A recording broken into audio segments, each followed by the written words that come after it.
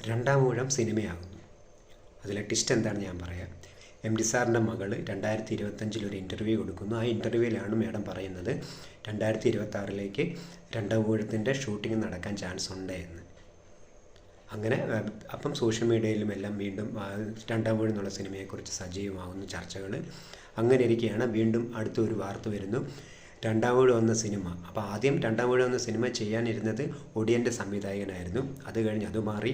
അത് കഴിഞ്ഞ് പിന്നെ അറിയുന്നു പ്രിയദർശൻ്റെ സംവിധാനത്തിൽ മോഹൻലാൽ ഭീമനായി വരുന്നു. രണ്ടാം ഊഴം എന്ന സിനിമ ഉടൻ സംഭവിക്കുമെന്ന് പറയുന്നു.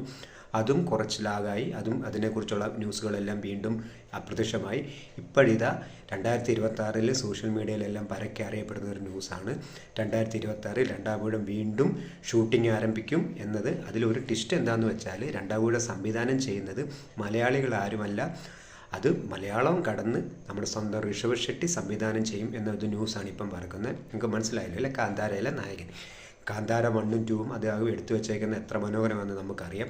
അപ്പം ഈ നമ്മുടെ രണ്ടാം ഊഴം പോലുള്ളൊരു സിനിമ, അതായത് മലയാളത്തിൽ നിന്നൊരു ബ്രഹ്മാണ്ഡ സിനിമ വരുമ്പോൾ അതുപോലെ കളക്ഷൻ വേണമെന്നുണ്ടെങ്കിൽ അതുപോലെ തന്നെ പാനിൻ്റെ ശ്രദ്ധ വേണം. അതിന് ഇതുപോലെ ഋഷഭ് ഷെട്ടിയെ പോലൊരു നായകൻ അത്യാവശ്യമാണ്.